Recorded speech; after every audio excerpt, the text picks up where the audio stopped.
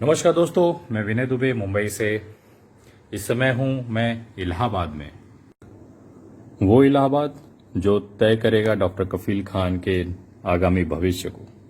वो इलाहाबाद जहां पे अगले 22 तारीख को सुनवाई होनी है डॉक्टर कफील खान की। आज का वीडियो बहुत सारे लोगों को बुरा लगेगा, मिर्ची के जैसा लगेगा। आज का वीडियो उन तमाम लोगों को ये सोचने में मजबूर कर देगा कि आखिर विनय दुबे बोल क्या रहा है। आज मैं आप लोगों को वो हकीकत का आईना दिखाऊंगा जो आप लोग कभी देखना नहीं चाहते। मैं आज वो सच्चाई आपको सुनाऊंगा जो आप कभी सुनना नहीं चाहते। डॉक्टर काफिल खान को आज़ाद कराओगे, डॉक्टर काफिल खान को रिहा कराओगे, कैसे कैसे कराओगे? सोशल मीडिया पे चिल्ला के, मोर्चे निकाल के, आंदोलन करके? मैं आपको बता रहा हूं, घंटा फर्क नहीं पड़ता, घंटा फर्क नहीं पड़ता सरकार को ना कोर्ट को। यह हकीकत है। हम कितनी भी आवाज उठा दें, कितना भी सोशल मीडिया ट्रेंड चला लें, कितने भी आंदोलन, कितने भी मोर्चे निकाल लें, एक रत्ती भर का घंटा फर्क नहीं पड़ता इस कोर्ट को, इस सरकार को।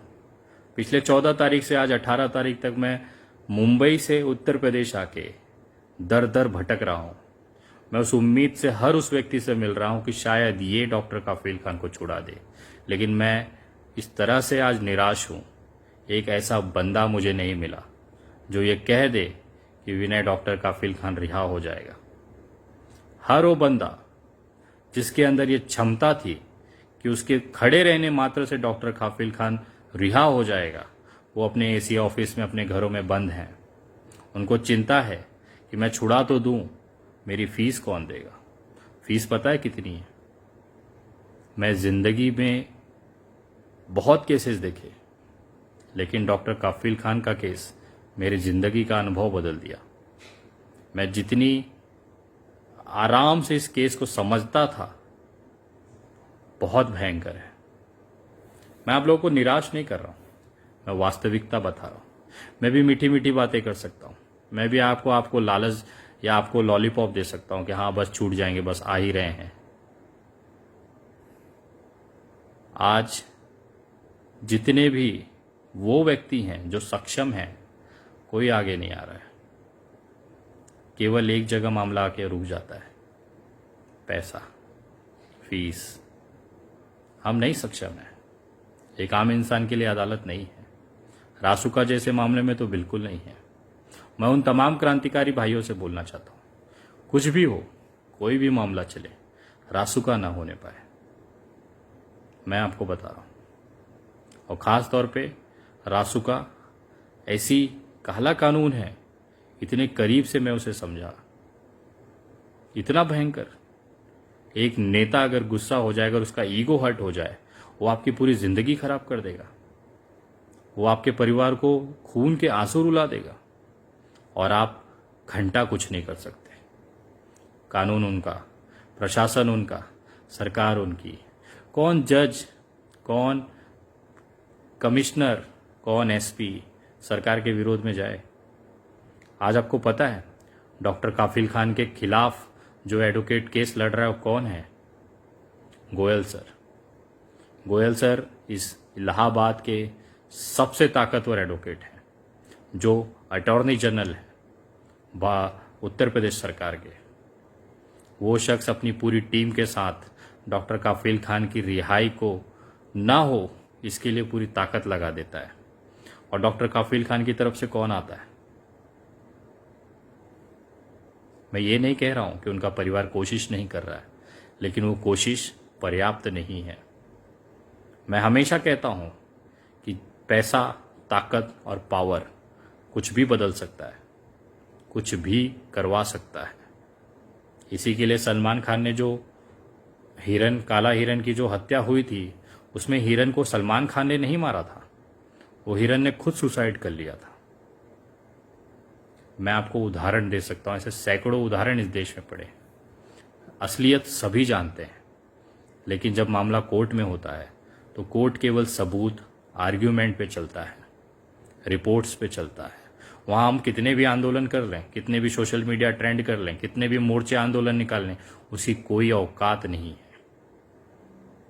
मैं तकलीफ होता है मुझे कि मेरी चीजें आप लोग नहीं समझ पा रहे, यहां तक कि उनका परिवार तक नहीं समझ पाया। मैंने सोशल मीडिया के माध्यम से घोषणा किया कि मैं 1 करोड़ रुपए का इनाम दूंगा। मेरी हैसियत नहीं थी। मैंने कहा था कि मैं लोगों से मांग के रास्ते पे खड़े हो कि 1-1 रुपया जमा करके मैं इस एडवोकेट्स को या जो भी व्यक्ति डॉक्टर कफील खान को छुड़ाएगा उसे 1 करोड़ की राशि दूंगा। उसके बाद बहुत सारे लोग आगे आ जाते हैं अचानक से, बहुत सारी एक्टिविटी बढ़ जाती हैं, बहुत सारे एडवोकेट्स अपना सोशल मीडिया पोस्ट करते हैं कि मैं केस लड़ना चाहता हूं, आप 1 करोड़ मत दीजिए, 20 लाख दे दीजिए। मैं 20 नहीं 25 लाख देने को तैयार हूं। आप गारंटी लो कि मैं छुड़ा लूंगा 1, 2, 3 हियरिंग में। मैं 20 नहीं 25 नहीं 50 लाख जमा करके दूंगा, गारंटी लो। जब मैं ये बात करता हूं सामने, सब गायब, कुछ नहीं समझ में आता किसी को। बोलते हैं हम कोशिश ही करना है तो 500 एडवोकेट खड़े हैं। मैं 25 लाख या 5-5 हजार दे के हर हियरिंग करा, वो भी तो कोशिश ही करेगा। आपकी कोशिश उसकी कोशिश में क्या फर्क है? आपके अगर इतना दम नहीं है जो खुल के बोल सके कि मैं गारंटी देता हूं 22 तारीख को छूट जाएगा, 25 लाख रुपया टेबल पे रखो, विनय दुबे 25 लाख रुपया टेबल पे रख देगा। गारंटी देने के लिए कोई नहीं है आज। मैं सारे लोगों की बातें सुनता हूं, सारे जजों के अनुभव की बातें सुनता हूं, सारे सीनियर एडवोकेट्स की बात सुनता हूं। सब सुनने के बाद मैं सिर्फ एक ही चीज पूछता हूं, सर 22 तारीख को डॉक्टर कफील खान छूट जाएंगे, गारंटी दे दीजिए, मैं भी पैसा रख देता हूं। वो कहते हैं हम कोशिश करेंगे। कोई गारंटी नहीं ले सकता। इस दुनिया की इस धरती पे, इस भारत के संविधान में यही तो खूबसूरती है। सब अनिश्चित है, होगा नहीं होगा नहीं पता, कीमत आप चाहे कितनी खर्ची कर लो। और डॉक्टर कफील का केस में सबसे बड़ी जो दुर्भाग्य है कि सही एडवोकेट, सही गाइडलाइन, सही लीगल रेमेडीज इनके लिए नहीं हो पा रही है। लेकिन मैं हारने वाला नहीं हूं। मैंने कुछ ऐसी व्यवस्थाएं की हैं, मुझे पता है जब सीधे हाथ से काम ना हो तो गलत रास्ता ही सही होता है। तो अब मैं वो हर रास्ता इस्तेमाल कर रहा हूं जहां से डॉक्टर कफील खान रिहा हो जाए। मुझे देखना है इस कानून के अंदर हमारे जैसे लोगों की क्या भूमिका होती है, इस अदालतों में हम जैसे लोग कितने सक्सेस हो पाते हैं, मैं देखना चाहता हूं। और ये केस एक प्रयोग हो गया है इस पूरे भारत के लिए। प्रयोग आपके लिए हो गया है कि आप रास्तों पे चिल्ला रहे हैं, मोर्चे निकाल रहे हैं, सोशल मीडिया पे बातें लिख रहे हैं, आपके मन के अंदर गुस्सा है। ये प्रयोग हो गया है सरकार के लिए। वो देखना चाहती है कि एक आम इंसान कितना चिल्ला सकता है, कितना भौंक सकता है, कितना आंदोलन कर सकता है। ये प्रयोग हो गया है उन एडवोकेटों के लिए कि वो क्या पैतरे इस्तेमाल करें कि डॉक्टर कफील खान को रिहा होने के लिए कोशिश करें। ये प्रयोग हो गया है उस न्यायपालिका के लिए जहां पे भारत का इंसान न्याय की उम्मीद से जाता है। मैं आपको कहना चाहता हूं, डॉक्टर कफील खान अपराधी है, वो एक बेगुनाह इंसान है। अरे वो डॉक्टर है, उसका क्राइम से कहीं दूर दूर तक का लेना नहीं। उसके ऊपर रासुका जैसी धाराएं लगी हैं और देश में एक से एक गैंगस्टर बैठे हुए हैं जो विधायक और सांसद बन चुके हैं। यही तो हमारे देश की लोकतंत्र की खूबसूरती है। मैं आज जो चीज आपसे कहना चाहता हूं, पैसे का काम केवल पैसे से होता है। कुछ लोगों को इसमें धंधा दिखाई देता है। मुझे एक रिटायर्ड जज ने कहा, बहुत खूबसूरत बात कही, मैं मानता हूं कि उन्होंने बहुत वास्तविकता मुझे समझाई। उन्होंने कहा, विनय, डॉक्टर कफील खान 10 दिन के अंदर छूट जाता था अगर सही एडवोकेट सामने आ जाता था, सही एडवोकेट उनकी पैरवी करता था। एक दमदार एडवोकेट जज के सामने खड़ा होता तो जज को मजबूर होना पड़ता उसकी बात सुनने के लिए, समझने के लिए। दुर्भाग्य यह है कि जो सही सक्षम व्यक्ति था उन्होंने डॉक्टर कफील खान के साथ आने की कोशिश की और उनके ही लोगों ने, उनके ही समाज के लोगों ने उसको इतना आरोपित कर दिया, उसको इतना प्रताड़ित कर दिया, उसको सोशल मीडिया पे इतना दबा दिया गया कि वो बंदा घर बैठ गया। ऐसे बहुत सारे लोग शुरुआत में जब डॉक्टर कफील खान पे रासुका लगी थी, बहुत सारे सक्षम लोग सामने आए थे, लेकिन इनके ही सोशल मीडिया पे कुछ मुस्लिम समाज के लड़के, कुछ ट्रोलर्स उनको ट्रोल कर देते हैं और वो बेचारा बोलता है भाड़ में जाए दुनिया, हमको क्या करना, मैं बदनाम नहीं हो सकता किसी के लिए। रहे जेल में हमें कोई फर्क नहीं पड़ता, मैं घर पे सुरक्षित हूं, मुझे नहीं पढ़ना ये सब में। वो बंदा घर पे बैठा हुआ है, मैं नाम नहीं ले सकता। मेरी उनसे बात हुई, बोले विनय तू भी एक दिन इतना बदनाम हो जाएगा इस केस में कि लोग तुझे, यही लोग जिसके लिए तू आवाज उठा रहा है, यही लोग तुझे गालियां देंगे। उनके लिए तू एक धंधा कर रहा है, चंदे का धंधा। वो ये नहीं जानते कि जो एडवोकेट, इतने हायर लेवल के एडवोकेट एक बार खड़े रहने के लिए 2.5 लाख 5 लाख 10 रुपए की एक हियरिंग की फीस लेते हैं। वो हियरिंग की फीस आखिर डॉक्टर काफिल का परिवार कब तक दे पाएगा? 8 से 9 हियरिंग हो चुकी है, अभी पता नहीं कितनी हियरिंग्स होगी। क्यों, कैसे मैनेज करेंगे उसका परिवार?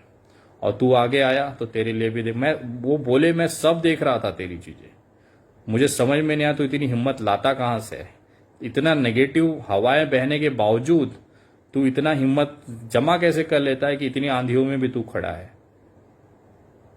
और सबसे बड़ा दुर्भाग्य उनको ये लगा कि देखिए, जिसके परिवार के लिए तू मदद करने निकला था, आखिर में उनकी पत्नी वीडियो बना के कहती हैं कि क्राउड फंडिंग मत करिए, हमें दुआओं की जरूरत है। उनको बहुत अटपटा लगा कि विनय आखिर तू किसके लिए कर रहा है, और उसके बावजूद भी तू मुंह उठा के इलाहाबाद चला आया। इतना बड़ा बेशरम है तू। अगर तेरी जगह कोई और होता तो बैठा होता घर पे कि भाड़ में जाए, अपने को क्या करना है, जिसका है वो देख लेगा। सारी चीजें होती हैं, लेकिन मेरे पता नहीं अंदर ये क्यों है, डॉक्टर काफिल खान से क्यों इतनी पर्सनल अटैचमेंट है मेरी कि मैं नहीं रोक पाता हूं अपने आप को। मैं आज आप तमाम लोगों से कहता हूं, इंसानियत अगर जिंदा होगी तो आप साथ दें। कुछ लोगों को ये धंधा लगता है, कुछ लोगों को ये पब्लिसिटी लगती है, लेकिन मैं एक लड़की का पिता हूं, मेरी 1.5 साल की बेटी है, डॉक्टर काफिल खान की भी 1.5 साल की बेटी है। मैं 14 दिन जेल रहा बांद्रा मामले में, डॉक्टर काफिल खान लगातार जेल में है। उस 14 दिनों में मैंने डॉक्टर काफिल खान की जिंदगी का एहसास किया। आज मुझे एहसास होता है, जिस तरह से मैं तड़पता था अपने परिवार से मिलने के लिए, अपने बच्चे को गले लगाने के लिए, कहीं ना कहीं वो एहसास आता है कि डॉक्टर काफिल खान के ऊपर क्या बीतती होगी, क्योंकि उनकी जगह कभी मैं था। मैं भी एक बेटी का पिता हूं, मुझे भी एहसास होता है। और जेल की बातें, यातनाएं, मानसिक प्रताड़ना वो लोग नहीं समझ सकते जिन्होंने कभी ये परिस्थिति देखी ही नहीं हो। आज सोशल मीडिया पे बड़ी बड़ी बातें लिख सकते हो कि जेल से रिहा करा देंगे, ये करा देंगे, लेकिन एक एक दिन, एक एक घंटा जेल का इतना भयंकर होता है, वो आप महसूस नहीं कर सकते। वही सारे कारण है कि विनय दुबे आज इलाहाबाद बैठा हुआ है। मुझे कहीं ना कहीं लगता है ये केस कहीं ना कहीं अपनापन सा लगता है। मैं आप तमाम लोगों से कहना चाहता हूं, अगर इंसानियत बची है तो भले मेरा डॉक्टर काफिल का परिवार मुझे कुछ भी कहे, ये ट्रोलर्स मुझे कुछ भी कहें, लेकिन अब पैसे की वजह से इस केस को मैं ज्यादा दिन तक नहीं खींचने दूंगा। मैं नहीं चाहता कि डॉक्टर काफिल खान और महीनों भर जेल में रहें। मैं ये भी जानता हूं कि अगले 22 तारीख को सुनवाई में कोई रिजल्ट नहीं आने वाला। मैं ये भी जानता हूं कि इस केस में केवल पैसा ही एक ऐसी चीज है जो डॉक्टर काफिल खान को आजाद कराने के लिए सबसे बड़ी महत्वपूर्ण भूमिका निभाएगी, क्योंकि यही पैसा देश के सबसे बेहतरीन एडवोकेट्स, सबसे बेहतरीन जजों को हायर करके इस केस में लगाएंगे। मैं आप लोगों से एक बार फिर निवेदन करता हूं कि आप मुझे चाहे जितना बदनाम कर लें, आप चाहे मुझे कितने भी चंदे का धंधा व्यापारी बता दें, मुझे कोई दिक्कत नहीं है, लेकिन अब डॉक्टर काफिल खान की जो सुनवाई है वो पैसों के दम पर बढ़िया एडवोकेट्स, सीनियर एडवोकेट्स को हायर करके उनको खड़ा करने की जरूरत है, और उसके लिए अब जरूरत है अत्यधिक पैसों की। मैं आप लोगों से निवेदन करना चाहता हूं, आज मैं इलाहाबाद से मुंबई जा रहा हूं। मेरे बहुत सारे औद्योगिक मित्र हैं, इंडस्ट्रीज में लगे हुए मित्र हैं, उनसे मैंने कहा कि इस केस के लिए फंड की जरूरत है। उन्होंने दिल खोल के कहा कि विनय आओ, हम सब मिलकर कंट्रीब्यूट करेंगे।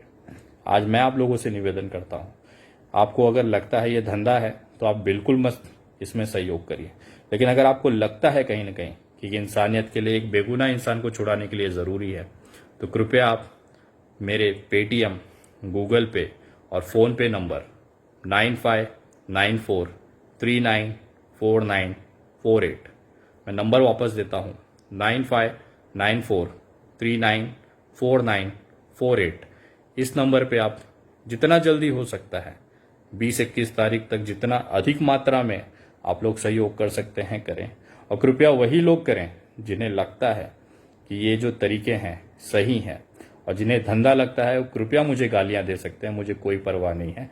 आप लोगों की गालियां सह सकता हूं, लेकिन उस बाप की पीड़ा और जेल में बैठे हुए इंसान की पीड़ा नहीं सह सकता हूं। तो आप लोगों को जो लगता है लगे। यहां तक कि डॉक्टर काफिल खान के परिवार को, उनकी पत्नी तक को मैं ये कहना चाहता हूं, आप कितना भी क्राउड फंडिंग का निवेदन न करें या जो भी है उसे रोके, मुझे कोई परवाह नहीं है।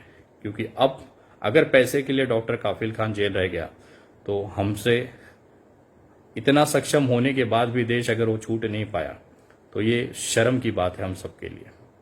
अगर किसी एक व्यक्ति पे लोड क्यों लिया जाए, देश में इतने लोग हैं उनके पीछे खड़े, तो आज उन सभी के साथ की जरूरत है। और जिसको भी लगता है मदद करना चाहते हैं करें, नहीं करना चाहते उनका भी स्वागत है। आप सोशल मीडिया पे आवाज उठाते रहें। मैं कानूनी परिसर में, कोर्ट का परिसर में, उनके बैकग्राउंड में जाके जो भी हो सकता है मैं कोशिश करूंगा। और 22 तारीख को डॉक्टर काफिल खान की केस की सुनवाई में मैं और बनारस वाले मिश्रा जी, हम सब सोशल एक्टिविस्ट पूरे देश से इलाहाबाद में कोशिश करेंगे उनकी रिहाई हो जाए। उम्मीद कम है लेकिन कोशिश करना मेरा काम है। जय हिंद, जय महाराष्ट्र।